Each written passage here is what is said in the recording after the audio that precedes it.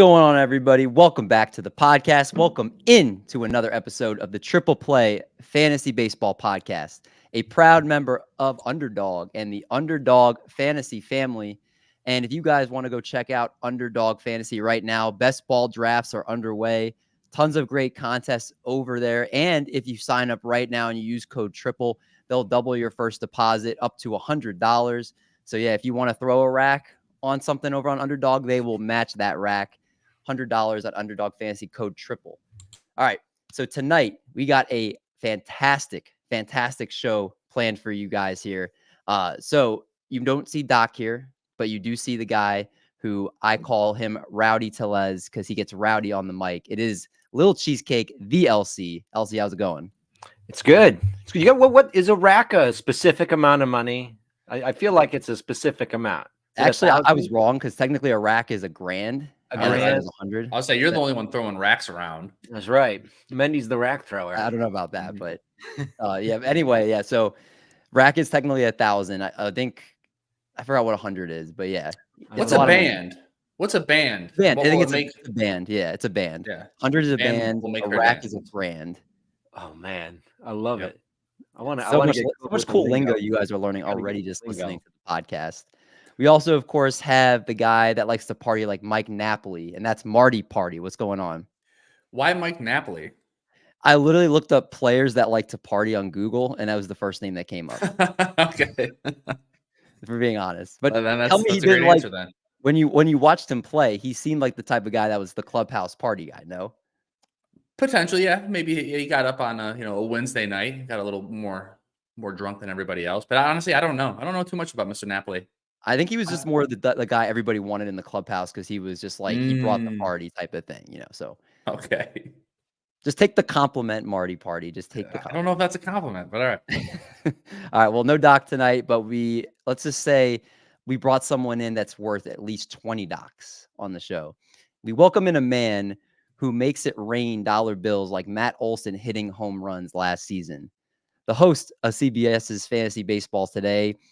He's, let's just say, not one, not two, actually two-time back-to-back Tout Wars championships.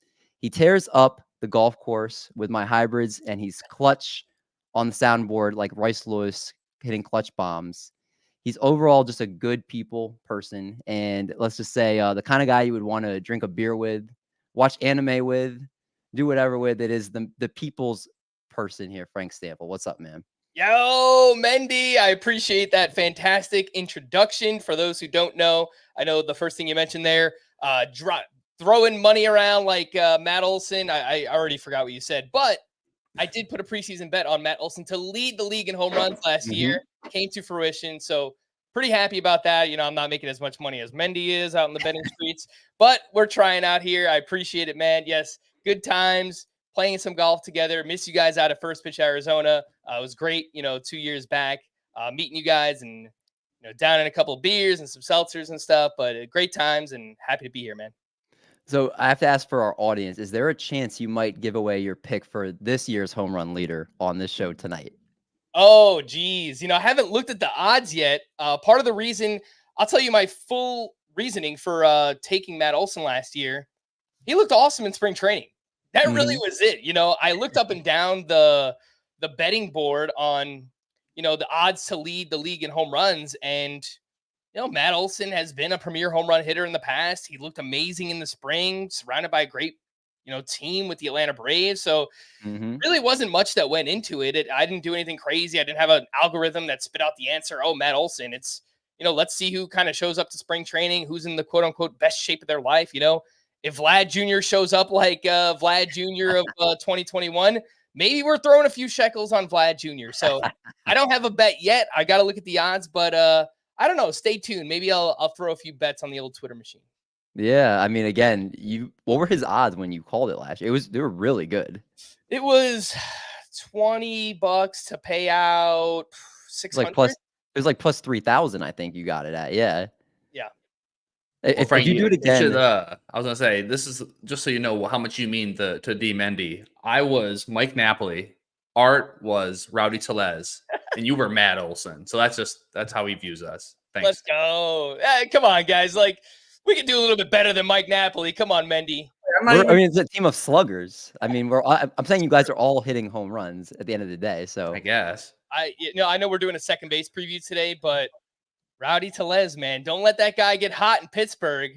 I don't mind it. As a deep league corner infielder, let's go Rowdy, man. we did talk about him last week on first base, and Yes. yeah, I mean, his ADP Yes, is we like did. 500 something. I think last time we looked. So I mean, he's pretty much free. And I know you guys last week that were listening heard Art talk about him, but we will, as Frank mentioned, talked about second baseman tonight in our second baseman preview. So our second episode, we figure second base fits in really well with that here. So what we're going to do is, as you guys know, last week, we're going to go through 1 through 10, 11 through 20, and 20 plus in terms of ranges of second baseman. And we'll talk about who we love and who we do not like at their current draft price over on the NFBC. And the dates we're going to be looking at are since December 28th. So it's about 50-ish drafts right now. As I have mine up, it says 55 drafts. So it's kind of the most recent data that we can look at to kind of get a sense of where these guys are going right now. Before we get started, I thought that we should start by calling second base sexy base, because we got to bring sexy back to the position. I feel like it's a very much an afterthought position. So that's what we're doing tonight. And Frank, you're going to be kicking off sexy base here with your 1 through 10 second baseman that you are loving and you are finding as much as you can in drafts. Who's that? So, I do think sexy has been brought back to second base a little bit, because for years, we haven't really had a consistent first round player who had second base eligibility. Mookie Betts now playing all over the diamond. He has second base outfield eligibility. So I wanted to throw that out there. I do think second base sexy has been brought back a little bit. I still really like Jose Altuve. He typically goes in like the third, fourth rounds of drafts. Third round in a 15-team league, fourth round in maybe a 12-team league. But I'm going to go a little bit further down. Whatever. I can talk to you about Jose Altuve. He's good. There's not really much I could tell you about him.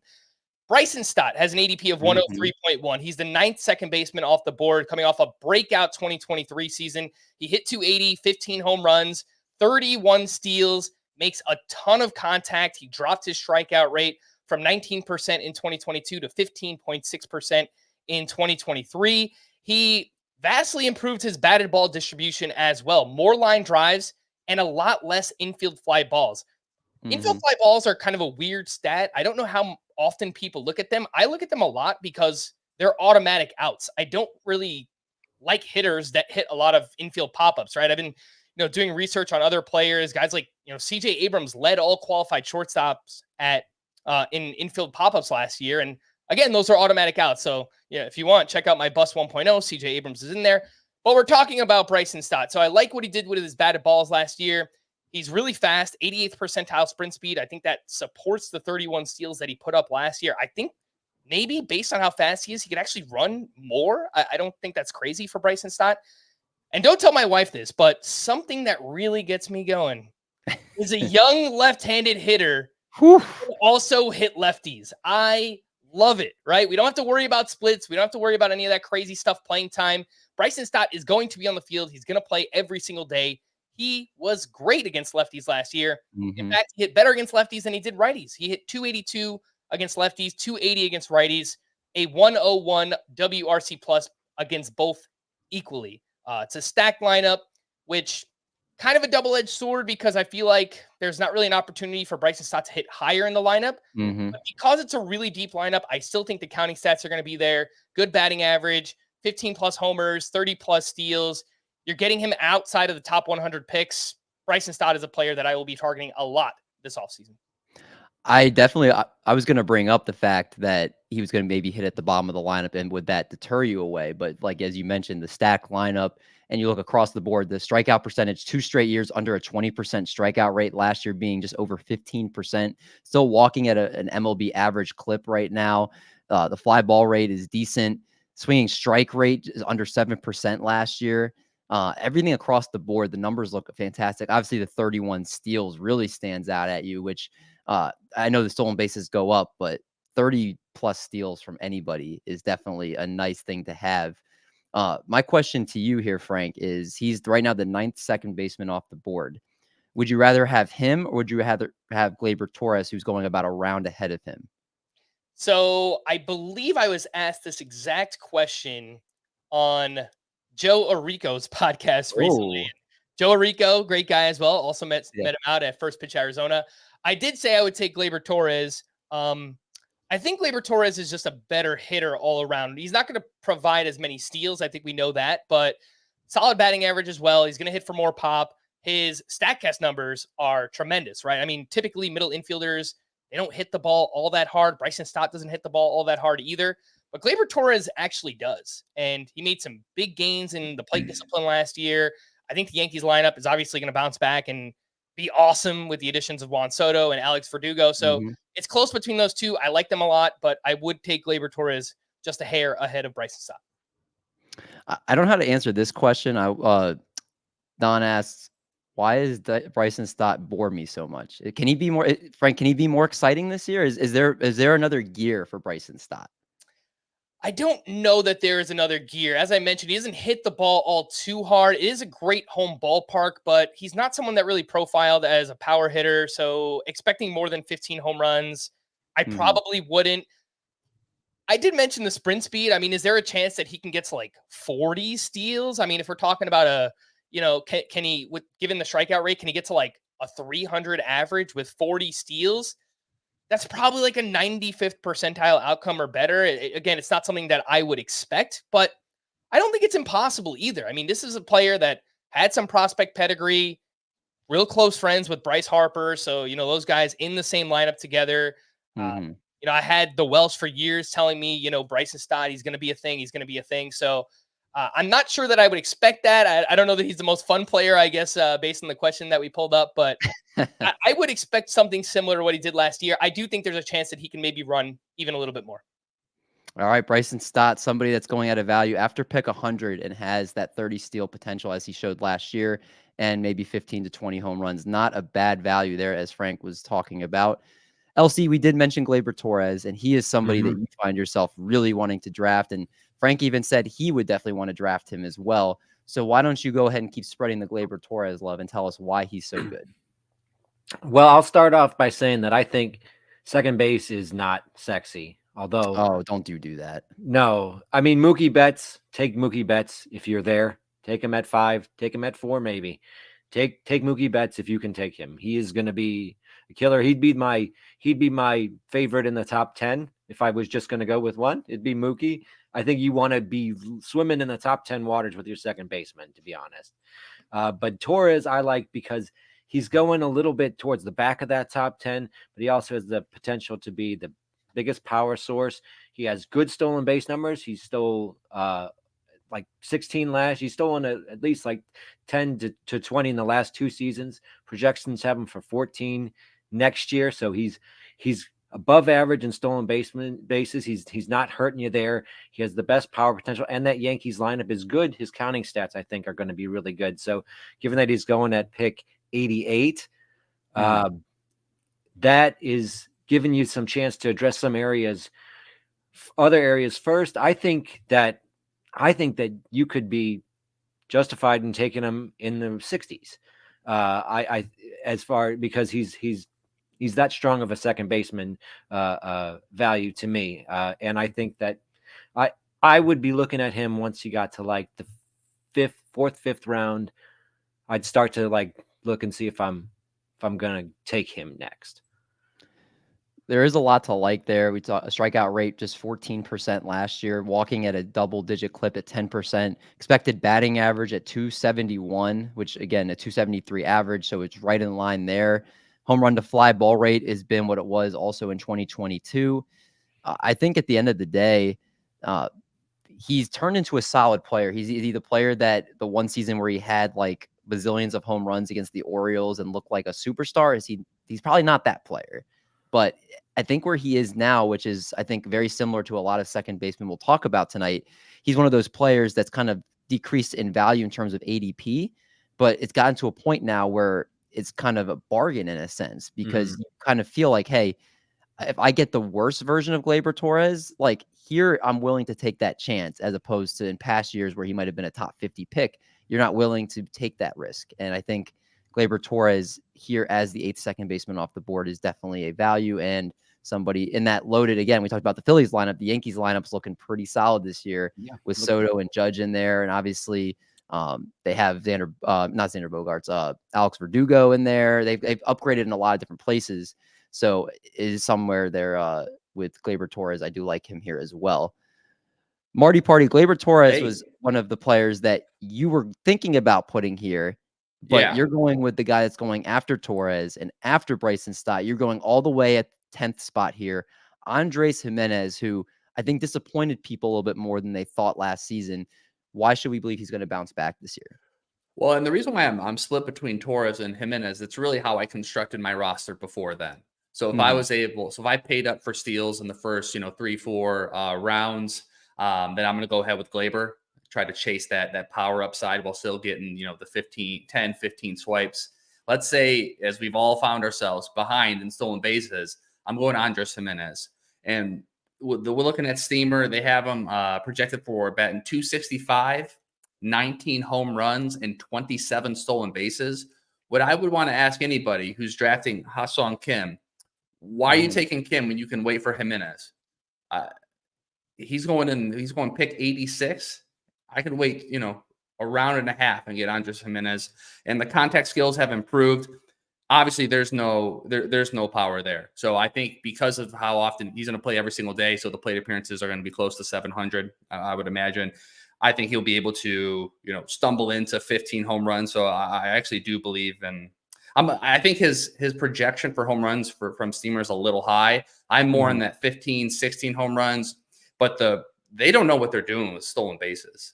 I feel like they're kind of tripped up on how to project them because Gimenez I think he's good to get over 30. So the way I'm projecting him is 16 home runs, 33 stolen bases, batting around 260, 270, somewhere in there, which is about the 80th percentile of NFBC leagues last year too. For those that cash, you want to get up to that 270 mark. So he's absolutely right there. And like I said, if you're in on Kim, you might as well just wait for Gimenez. Now, do you believe, because obviously Terry Francona is gone and there's a new manager there, that the stolen bases could be more fluctuable here? Because again, 20 and then 30. I feel like a lot of times the way teams run, a lot of times is a manager's philosophy. Is that something that's going into your mind when you're in your process here with picking him, that could be more volatile because we don't know what it could potentially be like in Cleveland this year? Yeah, and as we know, like Cleveland's a station-to-station ball club, so they're going to need somebody to steal bases. Just from a philosophy standpoint, that's how they generate their runs. So he's going to be hitting either first or second in the Guardians lineup. Now, with the way that stolen bases are, I think you'd be doing a huge disservice. No manager right now is not letting their base stealers run right now. So I don't care who's in there; they're going to let them run. Fair enough. I mean, again, Andres Gimenez at the 10th second baseman here is definitely a value to take that chance here. I think you guys going 8, 9, 10 and kind of waiting on these guys is a really good approach to second base. If you don't get Mookie Betts, as we talked about, get him. If you can't, then wait. The player I feel like I was kind of surprised no one brought up was Matt McLain, who had an amazing rookie season. And I know there were certain points of the year where it looked like he faltered a little bit, but a 270 average or 290 average, still a 257 expected batting average, which is in this day and age, it's actually, I think, above league wide batting average. 385 BABIP obviously is something that won't be sustainable. And I think people will point to that as a negative against him, but he's in arguably one of the most exciting lineups. Frank, I actually listened today, and I think you guys, it was one of your favorite lineups to boom this year, kind of to take the next step, right? You guys did a pod, I think, in the last day or two on that. I think that lineup context, he was hitting at the top of the order. The strikeout rate, obviously a little bit high, a little higher than you would like to see. But as a rookie, that's something that doesn't scare me because I think he can make adjustments. 14 stolen bases, 16 home runs. Those numbers play. And again, you give me an exciting lineup and he's hitting at the top of it. Counting stats are going to be there for him. 7th second baseman feels like this could be where he's going as like the 4th or 5th next year and you're getting a value. Do any of you guys fading Matt McLain here or just not interested? I'm not fading Matt McLain. The problem that I've run into in drafts that I've done so far is that I'm always drafting pitching in that range, right? I typically have taken 2 hitters to start my draft, but then, rounds 3 through 5, that's typically where I'm looking for either starting pitchers or maybe my first closer. So I'm not opposed to it. I'm a little bit worried about the strikeout rate, nearly 29%. Mm-hmm. As a second-year player, there's a very real chance that he can improve on that. But, even if he doesn't, even if he hits 260, I mean, you're still projecting something like, 20 to 25 home runs, 20 plus stolen bases as well. I agree the counting stats should be there in that lineup. In a vacuum, I like the player. I'm not scared off of him, being a young guy going inside the top 60. But typically that has been when I'm targeting starting pitching. So it's either I get Mookie Betts in the first, I get someone like Jose Altuve in the third. If I don't do that, then I'm grabbing my pitching in the top, in the next couple of rounds. And then maybe I'm looking at someone like Gleyber Torres or Bryson Stott. Fair enough. I think I think Marty, you brought that point up originally, depending on how you construct your team. So yeah, like again, if he's in a range of where you like pitching, that makes perfect sense with why he might not be on as many of your teams as it stands right now. I do want to stand on the flip side of things for a second here, because one of the things I should have done directly is, Elsie, I didn't see that you didn't like Bryson Stott. I think Frank made a good argument for him. What is your argument against taking Bryson Stott? My argument against Stott is, and Frank laid out both sides of it pretty well. I would lean more on, like, I'm a little bit nervous about the power, that 15 might be the upper end of his home runs. So you'd be looking at more like 10. And in the lineup position, he hit fifth or sixth or seventh most of the last season. His counting statistics and runs and RBIs were not that impressive, even with sort of a breakout season. That, to me, I think I like Stott. I think that the speed is there, but when I was looking in the top 10, I thought his chance of moving up in the lineup is pretty slim. I think it's possible that Schwarber is really bad and they don't lead him off anymore or something like that. And then Stott might move up to like 2, but like his chance of being at 2 are pretty low because they're pretty set in the top 4 or 5. So it's who bats 5th? Is it Bohm or Stott? And then he's 6th, or you can put Real Muto at 6th and he's 7th. And it's like, I think there's a chance that his counting stats could be really hurt.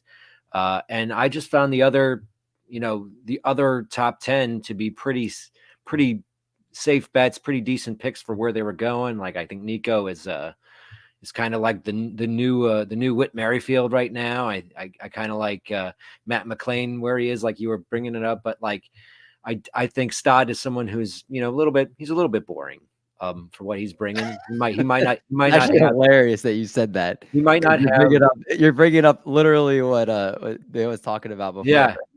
I mean, he's just like, I don't see, like, his upside is in speed. He could jump in speed for sure. I definitely think so. But that was my argument against him. I don't think it's a bad pick where he's going, but if I had to pick one, that'd be why I'd not go with Stott. Well, let me ask you this before I want to hear Frank's, who he's avoiding here. Do you think you'll have any drafts with Bryson Stott? If Stott falls like a round or 2, yeah, definitely. But where he's currently going, you'll have 0 Bryson Stott. I don't think so. Yeah, I don't think I'm going to go with him there. Okay, fair enough. Frank, I know Marty and I are on the same guy here, so I want to, in case it three's company, I want to take a shot to see who you are avoiding here. Well, based on what Marty already said, then we might all be on the same guy. Three's company, baby. It is Ha-Seong Kim, who has an ADP of 80.6 during this, the past 50 drafts that we're looking at, the 7th second baseman off the board. He does have multi-position eligibility, plays second, third, and shortstop. Breakout year last year, 17 home runs, 38 steals. But, much like Bryson Stott and, a lot of the other second basemen, he does not hit the ball hard at all. I mean, his average exit velocity was in the 7th percentile. His 4.2% barrel rate was in the 11th percentile. He hit 17 home runs on only 18 barrels. So to me, that doesn't really add up. Normally the conversion is like, on average, 60% of your barrels should equate to your home run total. So he does pull the ball a lot. So maybe like he's got a little Isaac Paredes thing going on, but he's got issues with splits. He's much better against lefties than he is against righties. There are a lot of players that are kind of just in this similar mold at second base, right? Where they're going to hit 250 to 270. They're going to hit 10 to 15 home runs. They're going to give you 30 plus steals, right? Why wouldn't you just take the ones that are going a little bit later on, right? Like Bryson Stott or Andres Gimenez or even a second baseman that I will bring up a little bit later on. But for that reason, it just doesn't really make sense in my mind to take Ha-Seong Kim where he's going at ADP. He's a fire and ice player. If you look at his player page, it's red and blue all mixed in. And last year he was a bargain. This year you're paying full price for what we got. And I think that's one of the reasons why we're all kind of turned off from him is it's like you're paying at his ceiling pretty much right now. And we saw the first half of the year, he wasn't even nearly the player he became. And so are you getting second half Ha-Seong Kim? Are you getting the first half Ha-Seong Kim? Are you getting last year's Ha-Seong Kim? Like, there's too many questions, I think, for him to be going as a top 6 second baseman this year in the top 100. I'm actually surprised, and I would not be shocked if 2 months from now when we're getting ready for the season, if he hasn't slid to more of the back end of the top 10 in terms of ADP. I think more people are probably going to feel that way as well. Marty, is there any other points you wanted to add with Ha-Seong Kim before we go to the next range of players here? No, you pretty much said it all. Low contact rate, doesn't barrel the ball. He'll be hitting atop the lineup, so the run should be plentiful in San Diego. But yeah, outside of that, I don't see him getting 17 home runs. Did you hear my my iPhone or my Apple Watch? No. I don't know if it literally, when you said you said something negative about him, and my Apple Watch just said that's not nice. I wish it picked it up. I wish the show picked it up. Yeah, Ha-Seong Kim, I think as a podcast, we're all kind of fading him. So if you guys are listening, that just right now where he stands in ADP, I don't think we'll have very much Ha-Seong Kim. But let's talk about the second baseman that we love going in the 11 to 20 range. And Frank, I'm going to go back to you here. Who is a second baseman in this range? Now we're kind of in this spot. You can kind of go get your guys in a sense, or you can wait on your guys because it's not, they're all going after the first 100 picks. So I like this. This is a little bit more kind of maneuvering here. Who is the second baseman that you are finding you're trying to draft a lot of here? So I alluded to this player already, right? Kind of fits a similar mold in that 250 to 270 batting average, 10 plus homers, 30 plus steals. And someone I was definitely skeptical of last offseason, Thairo Estrada with the San Francisco Giants. He came back and basically did exactly what he did in 2022. In fact, he actually got a little bit better. So this past season hit 271, 14 homers, 23 steals. He did all of that in just 120 games. He's in the prime of his career at 28 years old. He turns 28 in February, but this is 2 years in a row hitting 260 or better, exactly 14 home runs, 21 plus steals.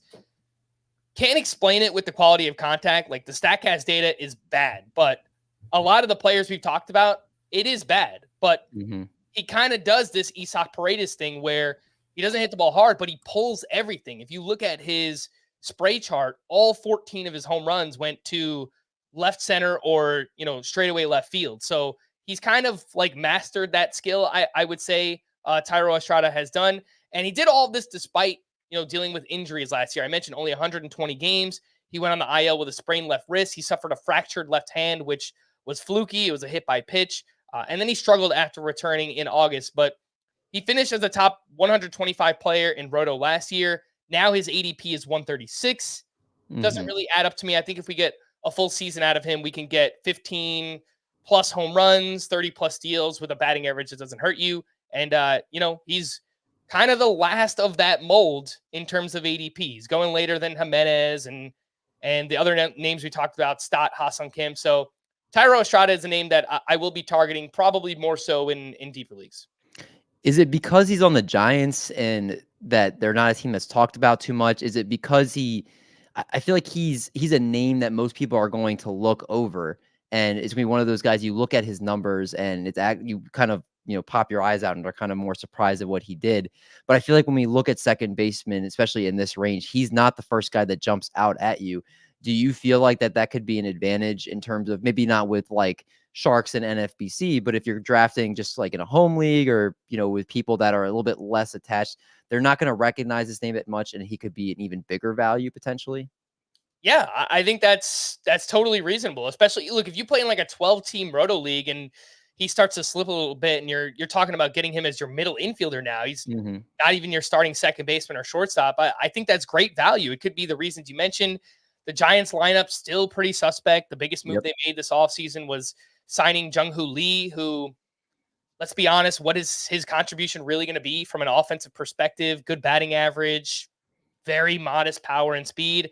I still think the Giants have another move in them. Maybe it's like Matt Chapman or Cody Bellinger. Obviously, that would help the lineup. But yeah, it could be that the team is not projected to have a great lineup. But you know what? That's been the case each of the past 2 years as well. And Thairo Estrada has been really productive when he's been on the field. So 14 home runs in back-to-back seasons. Again, 21 and 23 stolen bases. So he's kind of shown you what the kind of player he could be.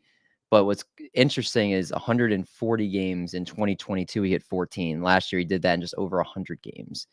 He hit 14 home runs. So there could be another year there with him as well. Like Frank, you mentioned, the lineup context may not be great, but there's also not a lot of batters that are pushing him out of the lineup either. So, you know, as long as he's healthy, he should be able to play a lot of games, be able to accumulate a lot of counting stats. And there's definitely a lot to like here with Thairo Estrada.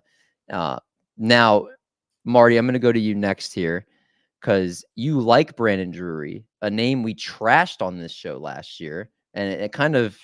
When you say we, I was not part of that, just so you know. Me and Eric trashed on this show a lot last year. Go. And I'm probably going to trash him again this year. So I would love for you to make the case for Brandon Drury, please, because I don't know what, like, even though his ADP is lower than it was last year, it's still too high. I can't think. Well, first off, he's not one of your sexy second basemen. All right. I will admit to that. But I honestly can't at that point in the draft for a second baseman. I don't think there's anyone at where he's going around pick 234 that can hit you 25 home runs and hit 250 without sinking your batting average. Because if you look to maybe Brandon or maybe Jorge Polanco, but you can't really, he's constantly hurt. I like where Brandon Drury's going. Number one, first base and second base eligibility. So at that point, he's going to be your middle infielder, you know, or your corner infield. He barrels the ball at a good percentage. He has a career 245 XBA over these 9 seasons. He stays relatively healthy, and he's just sneaky valuable. Like, he's going to play as much as possible. They have him third in the lineup right now for the Angels. And I can't go take a look, DMendy. Take a look down the list of second basemen. Who do you feel can hit you 25 home runs without sinking your batting average at that exact moment? How much of a range can I jump here? Just from him down. There's no one else. I'm saying I think I would rather take Geloff. I would rather take Estrada. I would rather take Nolan Gorman. I would rather take Edouard Julien. That's why. So would everybody else. That's why they're 100 picks earlier. But I think I would rather. I'm saying they're not all 100 picks earlier. Drury's going 220. Geloff is going 130. So okay, so even just closer to his range, I would take Gorman and Julien, who are going. I like Gorman as well. I don't have a problem with Gorman. Julien, I need to see a full sample of that. Well, he's the player I like in this range, so we can argue about that too. But you got to keep in mind, I'm also talking about the first base and second base eligibility. I mean, at that point in the draft, that's pretty big. But first base, I think, is a little deeper this year than it has been in past years. So I'm not going to necessarily, even for me personally, even that extra eligibility, he was 4 position eligible last year, and he still wouldn't make your lineup. That's how bad he was. He should have been in any 15-team league. He was rostered. He was rostered, but at the same time, it's like I'm throwing out trash out there. Look at his stats. I think this is where you get caught up in the name. Take a look at his stats. Pull them up. But okay, so you can look at the end of the season stats, but what did he do most of the season? He kind of came on a little bit at the end of the year, but for most of the year, and anything that was shallower than a 15-team league, he was unstartable. And he's in arguably one of the worst lineups in baseball right now. 2022, he hit 28 home runs. 2023, 26 home runs. He's a good bet to hit you 25 home runs and bat 250. And at that spot, that's worth it.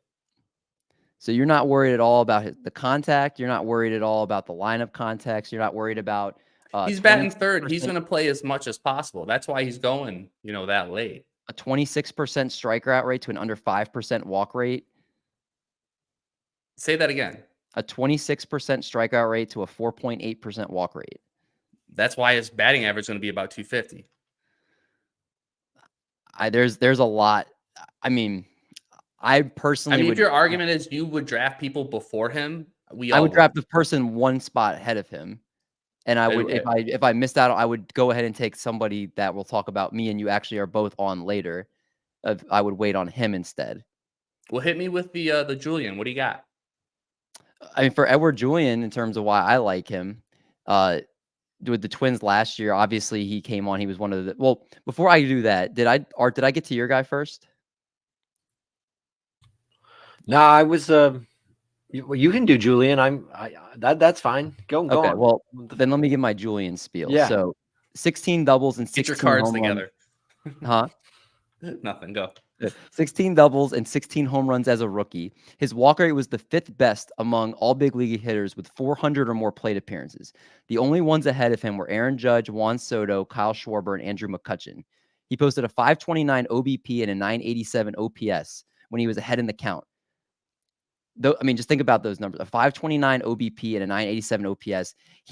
We all saw him at first pitch Arizona. This man just makes insane amount of contact. He hits the ball the opposite way as good as anybody I've ever seen in person. And the one thing I think that he needs to make the adjustment on is he's very passive in 2-strike counts. So he took a lot of called third strikes. He had the lowest swinging strike rate, 42.7% of any hitter with 2 strikes last season in the bigs. So I think was one of those things he can easily adjust and become more aggressive, because if pitchers know he's not swinging with 2 strikes, that he's looking to try to take a walk or take extra balls in those counts, that's an easy adjustment he can make to become more aggressive. I think the blueprint for him to take the next step is there more than any other player going in that range for him. So I think Edouard Julien right now is just an insane value. If he can get past the 2-strike counts and being passive, just be more aggressive in them. 147 with 128 strikeouts at that point. Like, he needs to be more aggressive in 2-strike counts. And once he does that, I think there's another year for him. But you said you're against him, so you can make your argument as well. Oh, I didn't say I was against them. I'm against. He's the guy I'm avoiding. So I think you hit the nail on the head. His strikeout rate was almost 32% last season. His expected batting average was in the 230s. I think that the walk rate, it's going to be good. He might lead off for them, but I also think like he might hurt your batting average. He also does not steal, which is important. As it puts you a little bit behind from other second basemen, a guy like Julien who does not steal, gets stolen bases. But I think he could end up hitting in the 230s or 240s if he doesn't start to make that adjustment. I think that strikeout rate is pretty worrisome. He does hit the ball really hard. He has a elite barrel rate, elite hard hit rate, and I think that could perhaps prop up his BABIP and help him keep the batting average up. But there is a lower floor on his batting average than a lot of the other guys in this range, and the fact that he doesn't steal, I think, to me, has me off of him.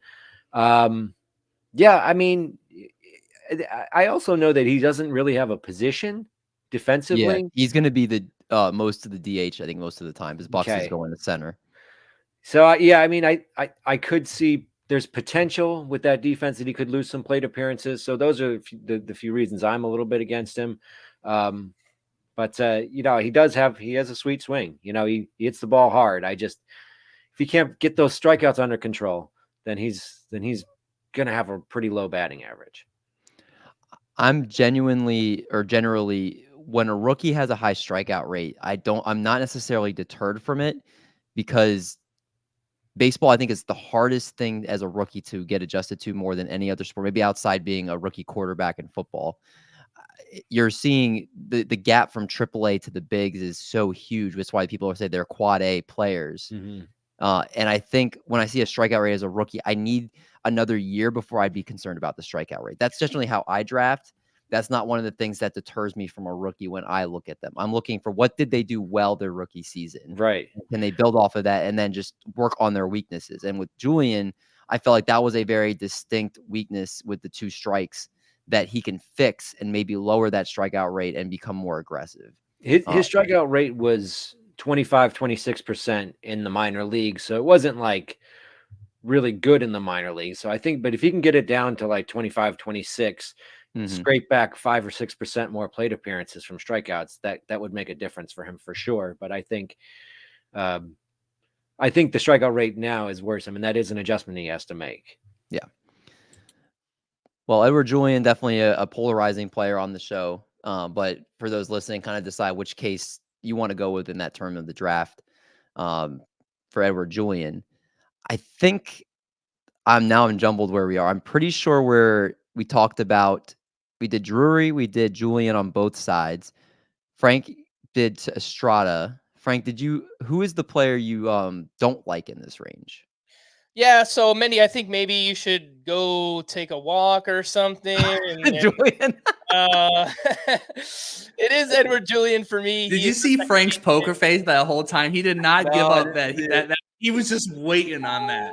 I was like, oh, maybe he'll just skip me and go on to somebody else.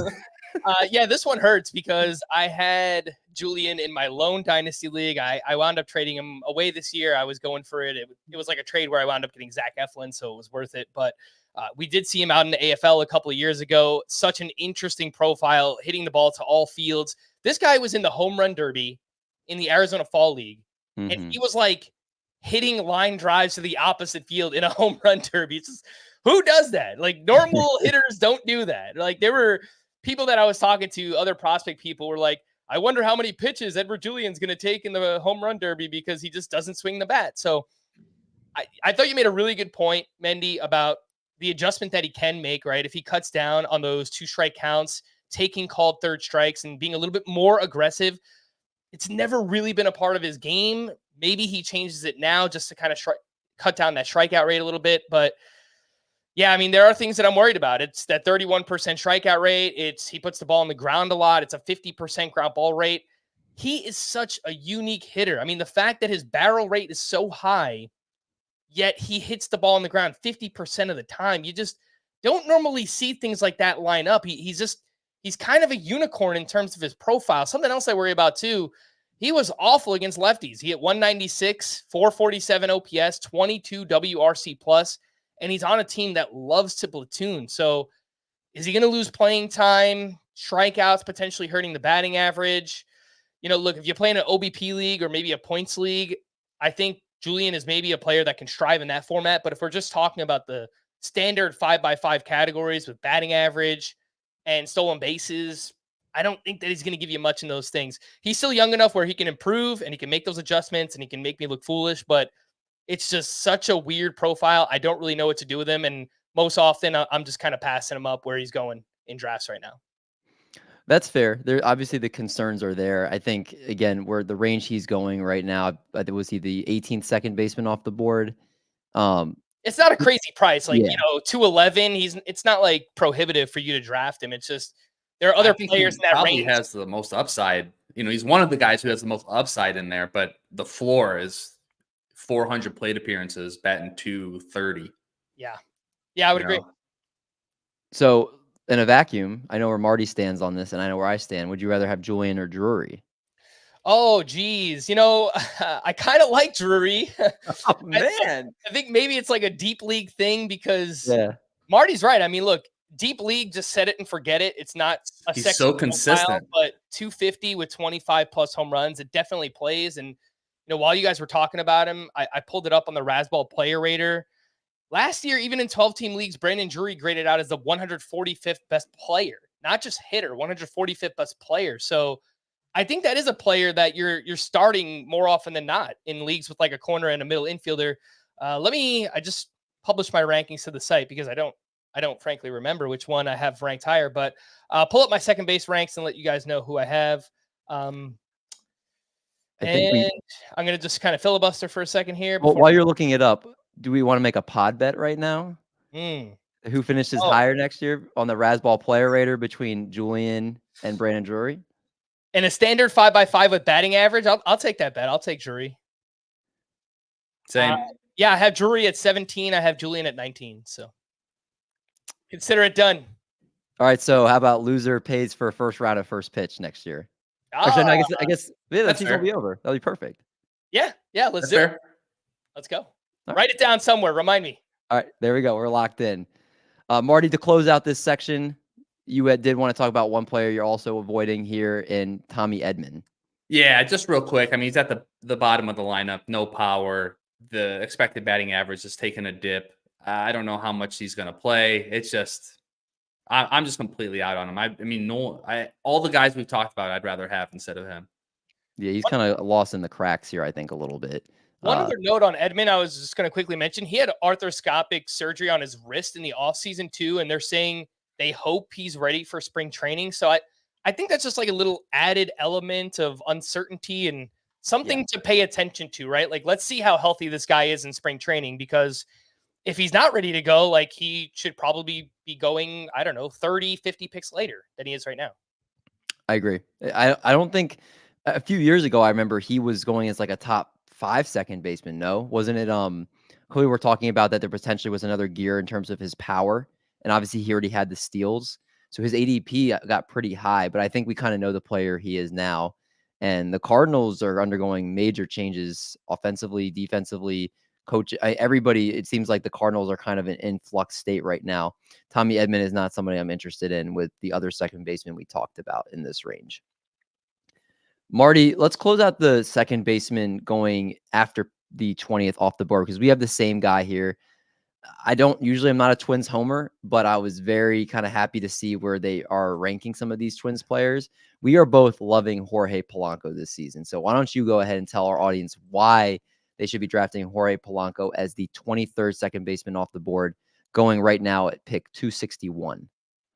Well, part of it is I just draft him every year, and one of these years he's going to stay healthy, right, guys? we just need that 1 year. But no, he consistently crushes. No, okay, there you go.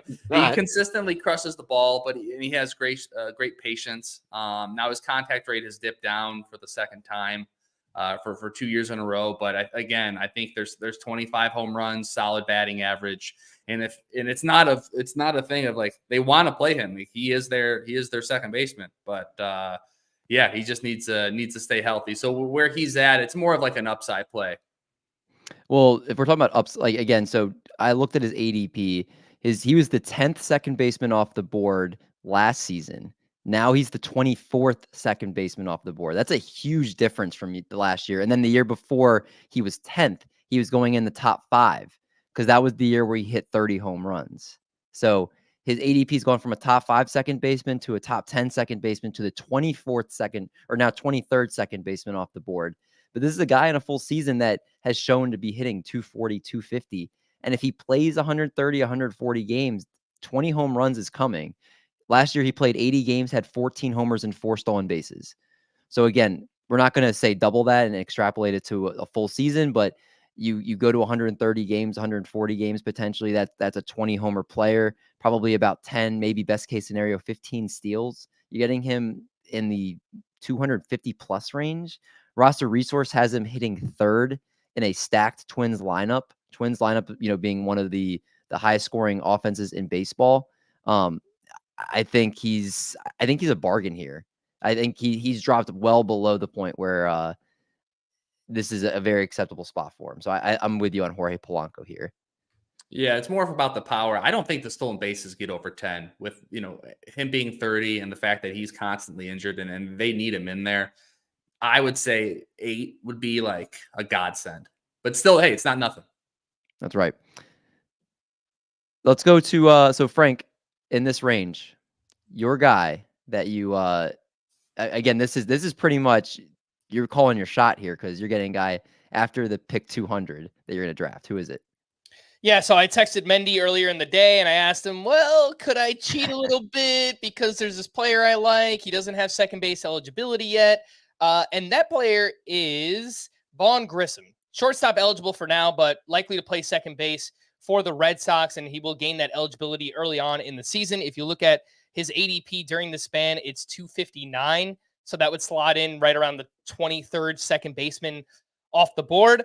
Came over to the Red Sox in the Chris Sale trade just a few years back. We remember Vaughn Grissom getting called up late in the 2022 season. Looked like he was a league winner down the stretch. He hit 291, 5 homers, 5 steals across 51 games. He's put up big numbers in the minor leagues as well.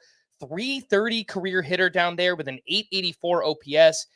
projections seem really conservative on this guy. 285, love that. Only 9 homers, only 8 steals.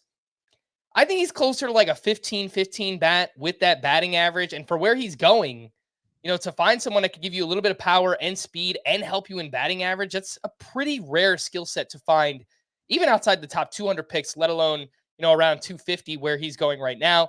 Love the opportunity.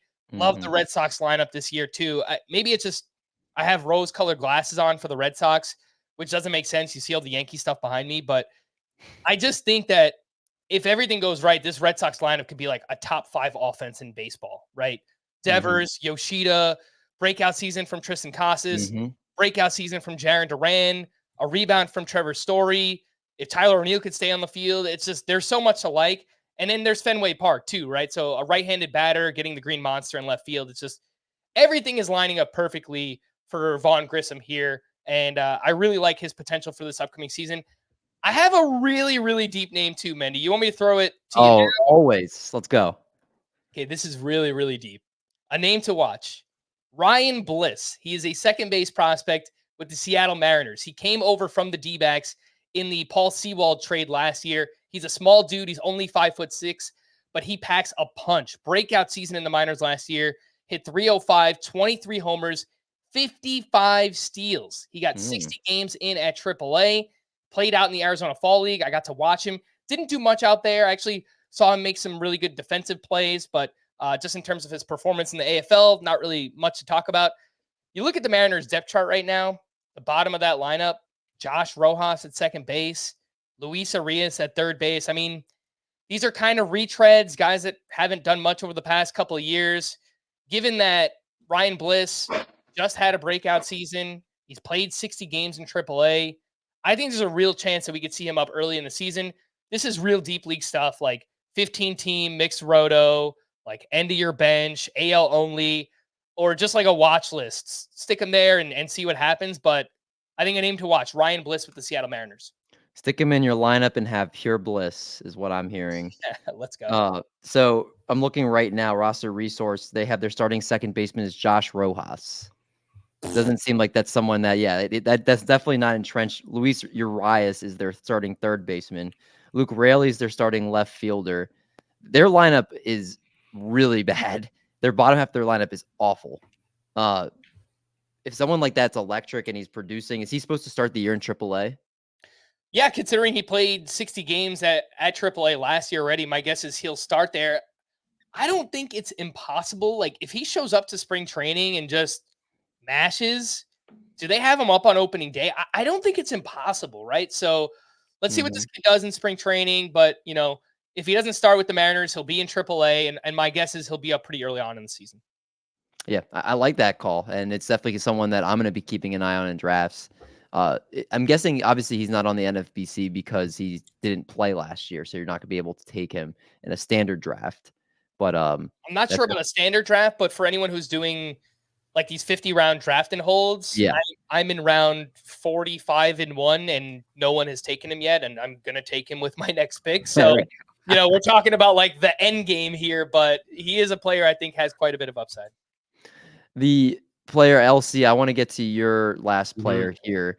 The one thing I did notice we were talking about Ha-Seong Kim before, and this is a name that's interesting.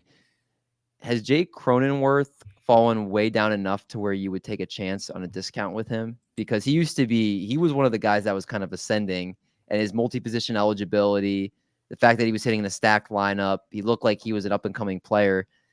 Jake Cronenworth is not talked about at all anymore. And with Juan Soto gone, and with the Padres kind of seeming like they're not that they're full on rebuilding, but you hear Hader's going to be traded, and I think they regret that Xander Bogaerts contract. I mean, playing time could be there for him. Is he somebody that you'd be willing to take a shot at? I'll pull his ADP up in a second, but just curious your guys' thoughts on Cronenworth. Not until he gets traded. I think he's going to play Cronenworth, but I don't like his quality has gone down. I think the plate appearances are going to be there though. So where he's going, if you want to get some depth, some plate appearance depth, so that you have someone to plug in. But I don't his batted ball quality and his stats really fell off last season. So I'm not huge into him.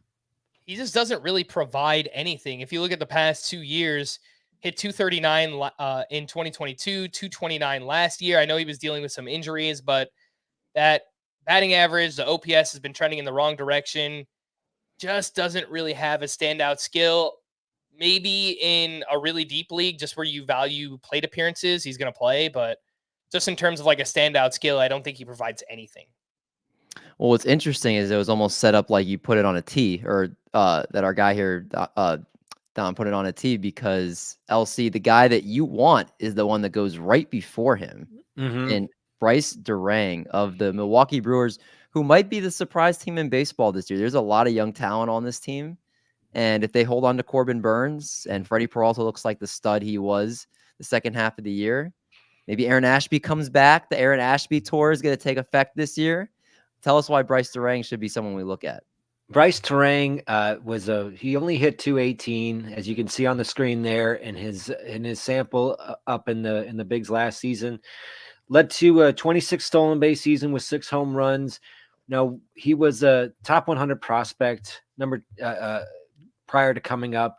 Always showed a good batting average in minor league. I think with a little bit of time and a little bit more time up in the big leagues, that batting average could get up to where closer to where it was in his minor league numbers, where he was regularly hitting in the 280s to 300s. But it doesn't have to go up that much to have that the stolen bases play. I think he's a 30 stolen base guy next season, and I also think when he was a minor leaguer, he pulled the ball quite a bit more than he did during his time in the big leagues, with a little bit more aggressiveness, a little bit more time and comfort. He's going to pull the ball a little bit more and possibly run into a few more home runs. I don't think he's ever going to be a big power hitter, but I think he could easily outpace the 6 he hit last year, be like a 10 to 15 home run guy, but possibly with as many as like 30 to 40 stolen bases. With some growth. So he's a potential guy, and you're getting him fairly late in the draft. He's going around pick 380, but I like his potential to grow off of a rookie season. Yeah, I love the call. I think it's going to be a very, again, exciting team in Milwaukee. Brice Turang is going to be someone. I hope there's going to be a little bit more power there this year, but outside of that, I think he showed there was a lot of promise with him for this coming season. But on that note, we're going to close the discussion of second baseman, because I promised Frank there's going to be a game, and I want to make sure we get this game in before we get Frank out of here. So right now, the odds for winning this game, Frank right now is minus 500 to win this game. Marty and Art, you guys are right now both at plus money to win. Like, probably this better not be a math problem or like a. It's not a math. Way too much faith in me. Way too much faith in me. Well, it is a Yankees themed game here. Oh, God. So now if I lose, I'm going to look real bad. Okay. Yeah. True. So I'm going to look like one of those Yankee fans. well, I'm going to be curious if you do good in this game, because the game we're playing is simply, was he a Yankee? So I'm going to read off 10 players. All you got to do is tell me, yes, he was a Yankee, or no, he was not a Yankee. And whoever has the best score out of 10 wins. Simple enough, right? I think I should be all right at this. All right. So how are we answering? So what we're going to do Art is, and I, we're on the same team, right? well, I kind of joked because I mean, you probably both need to team up to take him down with the Yankees trivia here. So, I mean, you guys are by yourself, but just Yeah, let's do every man for himself. Yeah, you guys are on the same team metaphorically because you're representing the pod. Team TPF. Are we DMing you our yes or no's, or how's that? No. So what we're gonna do is we'll just take turns. So Art, you'll go first, Marty second, Frank third. Then Marty will go first, Frank second, Art third, so on. Okay. All right. So number one, Art, you're going to lead off here. First player is Eduardo Nunez. Was he a Yankee? Yes. Marty? No. Frank? Yes. Correct answer is yes. Eduardo Nunez was a Yankee. Marty's already going to lose. Don't go easy on me, Marty. Come on. So keep track of your own score, because I'm not going to be able to remember. So number two, Edwin Jackson. Marty? No. Edwin Jackson. The player that has played on the most teams of any MLB player in history. I believe it's 18 teams. I don't think so. I'm gonna say no. I think he's on like 28 teams or something like that. Edwin Jackson's on a bunch. I don't remember him ever being on the Yankees. So are we on a clean sweep of no? I'm saying no. Yeah. Well, you all are correct. He is Yeah. one of the few teams he did not play for was the New York Yankees. Shout out to Edwin Jackson. Shout out to the Yankees for never signing it. That was shocking with all the pitching help they've needed over the years too. Yeah, they could use him now, actually. He gave up way too many home runs. I couldn't imagine. They weren't going to do that to them. That'd be crazy. Him in New York. Number 3. This one was a near and dear favorite player of mine, Nate McLouth. Frank, starting with you. Nate McLouth. Pirates. Former Braves. Pittsburgh Pirate great. Yep. Did he sneak in there? He might have been there as like a buyout or something. I'm gonna say no, but I don't know for sure. That's a no for me. Okay. Art. Did he finish his career with the Yankees? Yes. Yes. I Marty, say no. The correct answer is no. He did not finish his career with the Yankees. Although, if you'd asked me that without me looking, I would have believed you if you had said yes. He looks like a guy that would have played at some point, right? Yeah. Like a Chase Headley kind of like. Mhm. I hope Chase Headley isn't on your list because then I just. No, but that would have been a good one to put on there. That's a good one. Number 4. I believe Frank right now is sweeping, so hopefully I can get him on one here. Art, starting with you. Andrew McCutchen. Yes or no? Yes. Marty? Yes. Frank? Yep, one of my favorite players ever. That was probably too easy. All right. So, number 5. Marty, Kevin Youkilis. The Uke. Did he after being on Boston? No. Frank? For those watching the video right now, I'm doing the that's the Kevin Youkilis batting stance, hands apart. Best ever. I loved it. Yes, he was a Yankee. Damn it. I love how Frank says it and you know that it's correct. Art, what do you think? I'm going to go with Frank on this one and say yes. How brave of you. Thank That's when you're cheating off the smart kid in class and you're like, if the answer's in front of me, I'm going to take it. Yeah, the correct answer is yes. So I know we're through 5. I know Frank is perfect. Art, have you gotten? I have 4. So you got 4 more. Art, you're still in striking distance here. I am. All right. Number 6, Billy Butler. I believe Frank starts this one. That's another good one. Because I could see it in my mind. It makes sense. I'm going to say no. No for Billy Butler. All right, Art. It's a tough one. I mean, I could see him being in spring training and then not making in the opening day roster. Would that count? Like, I only picked players that actually played games. okay. I don't remember. Now I'm going to go with no as well. No. Old Country Breakfast. So we're clean sweep. No, Yeah. you guys tailed Frank at the wrong time. He did. Oh, Man, Jeez. I'm probably. I didn't look at the year, but I do know he played for them. I couldn't imagine him without. Oh, I guess so. I thought he had a goatee for some reason. He did with the Royals. He did. With the Royals. He played Yeah. 12 games with the Yankees in Yep. 2016. My gosh. Wow. There- That's a good one. That's a That's good your best one so far. That's a good one. I've got a few more good ones in here. All right, so number 7, Art, starting with you, Jason Grilly. that's a yes for me, dog. Yes. For you, dog. Yep. I think so. Yeah. Wow, you all are slipping. No for Jason Grilly. He did not Really? play for the Yankees. Sounded so right. He played for a lot of teams. I think it was like 8 or 9 teams Yeah. was his final total, but Yankees were not one of them. Mm. It's a name that you forget about, and then you see his name, and you're like, oh, yeah, Jason Grilly. Oh my gosh. Yeah, he did play for a lot of teams. I'm looking at it now. Yeah. Yikes. All right. I think the only current player on this list, Rich Hill. Starting with Marty. Yes. The old mountain. If he did, it was before, like way back in the day, because it hasn't happened recently. No, I'm gonna say no. You said so, Marty. You said yes. I said yes. Frank said no. Art.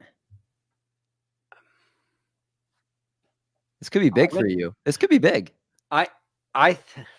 My instinct is yes. I'm going to go with yes. But The answer is yes. He Oh, still did play for the Yankees. what? Crazy. He did. It must have been. I mean, it wasn't recently, right? I should have looked at the exact time when I was putting this together, but I was doing all my prep. I think the Cubs traded him directly to the Yankees in like 2008 or 9. 2014. Oh, 2014? Oh. As a reliever. How What? many, how many games did it say he played for them? 14 games. Man, just snuck in there. 14. Wait, how is this possible? 14 games, 5 1/3 innings. Wow. Must have, Lefty like, used, specialist. like, 2 innings here, like 1 1/3 innings there. Wowee. Oh gosh, that was all right. That was better than Billy Butler. Jeez. So, hold on. So, Art, you picked up a point. Are you guys tied? I have 5. I have 5. Yeah. I have 4. Come on. Whoa, okay. Marty's coming back here. Little bit. Oh, man. Slacking. We got 2 left here. Wow. All right, number 9. Starting with Frank. Miguel Tejada. Oh man. Miguel Tejada. If it happened, it was like a late career, kind of like Billy Butler, 12 games.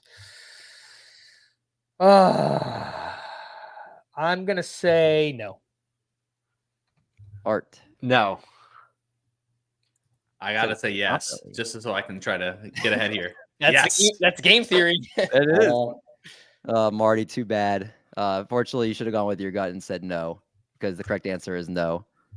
Miguel Tejada did not play for the Yankees. Well, he should have. All of Yeah, these he's one of- players, like I have a perfect image of them being like 40 years old in a Yankee Yes. uniform. I don't know why. That's the only reason I included. I was How did going you come up with this list? Were you just like, who are guys that have been on a bunch of teams? So that I you can typed think it of? on Google. I said, who are the Yankee players you forgot about? And there was a good list of a bunch of them. And then Wow. I looked at MVP Baseball 2005 rosters and then looked at players that I knew jumped Okay. around a little bit. But then I made sure they didn't play for the Yankees. That's so good. Shout out All to right. the best baseball video game ever. Yeah. Oh Without my a doubt. God. I wish they would just remake it. Just Like- remake it. The soundtrack, all of it. Oh, yeah. All right. So the last player here. And so Frank and Art, you guys are tied. So if one of Yeah. you guys go differently, this could be the win here. Who leads off? I'm trying to think. Is Wait, it hold on. Art? Do go they first. have 5? Do they have 5? They both have 6. 6. Yeah. Oh, I'm out. All right. All right. Art, Yeah, go first. Yeah. Mark Melanson. No. Frank. Yes. Frank, do you want to lock that in? Are you sure? Regis Philbin over here. You know, I was really confident, and now you got me second guessing. I'm gonna lock it in. Yes. Oh, the man stuck to his guns, rightfully so. The correct answer is yes. Mark Melanson did play. Yes. Let's go. Well done. Man, I do not remember him being a Yankee. a buzzer know, beater walk-off 3-pointer. Wow. I had it in my head like right away. I was like, yeah, he definitely played for them. And then you asked me, I'm like, Had to play up the drama just a little bit, but I Wow. did not realize he ever played for the Yankees. He'd been such a good reliever for, I remember, like the Pirates and a couple other teams, but I never remembered him on the Yankees. Was it before the Pirates? yeah, it was. It was 09 and Oh. 2010. The Pirates and Yankees are always making those trades. It 09. seemed- He must have been like, He's on the World Series team. Yeah, I'm like, did he get a World Series ring with the Yankees? that's actually pretty wild. That's true. That's bar trivia right there. Jeez. Mark Melanson's a World Series champion from the New York Yankees. That's that's, great. I love it. I feel like Lil Cheesecake let me win, so I'll take it. I appreciate any win I could get. But Never. man, yeah, that was good, man. Frank, you took it home 6 out of 10. That's over 50%. That was a solid win there on a very hard group of players to choose from. So congratulations on the win. And thank you again so much for hopping on the pod with us, man, because it's always a good time when we get to chat it up with you. Yeah, dude. Thank you guys for having me. Lots of fun. Hope, it was informative for everyone listening. Always fun to talk with you guys. Hope I can see you out at First Pitch Arizona again later this year. And hopefully Mendy will be buying us drinks because Brendan Drury is awesome. Yeah. Well, when Julien does finish higher on the Razzball Player Rater, then I'll make sure I let you guys all know all the drinks that we had that were on both of these gentlemen down in November. But for Frank, for Marty Party, for a little cheesecake, I'm DMendy. We're going to make like a bread truck and we're going to haul these buns. Talk to you guys next week.